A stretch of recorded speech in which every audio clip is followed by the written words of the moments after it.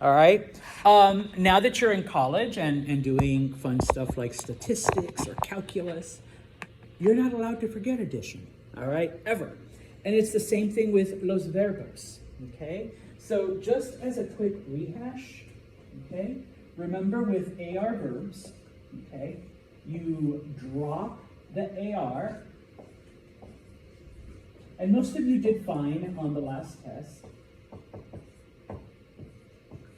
Okay, you drop the AR, and depending on your subject, you add one of the endings. So yo, tú, él, ella, usted, nosotros, vosotros, and then ellos, ellas, ustedes. Okay? So remember, if your subject is yo, you drop the O, you drop the AR and you add an O. Okay? So yo hablo español. Okay? If your subject is nosotros, all right, then you drop the AR and you add amos, so nosotros hablamos, okay? When it comes to ER and IR verbs, the good news is that the pattern remains the same, okay? The bad news, as hopefully you can see from this, is that the endings are completely different. Okay, so you do have a new set of endings that you have to memorize.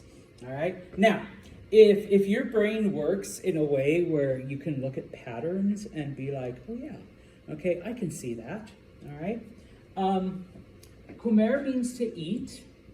If you're doing it in the yo form, you drop the ER and you add an O, so como.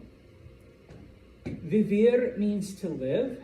If you're doing it in the yo form, drop the IR and add an O, and it's vivo. Hablar means to speak. If you're doing it in the yo form, drop the AR and add an O, hablo. Okay? Como, vivo, hablo. What is the pattern for all of the yo forms? Everything ends in O. Everything ends in O. If your yo form does not end in O, you just did something wrong. All right? So yes, it all ends in O. Como, vivo, hablo, tengo, escribo, bailo. It's all going to be an O no matter what form of the verb. Okay? A lot of people look at this as a pattern. AR verb. You drop the AR, you add AS. A, AMS, AIS, AN. ER verb, you drop the ER, you add ES, E, EMOS, EIS, EN. Okay? It's literally the same thing, except you just substitute the A for an E, from an AR verb to an ER verb. Okay?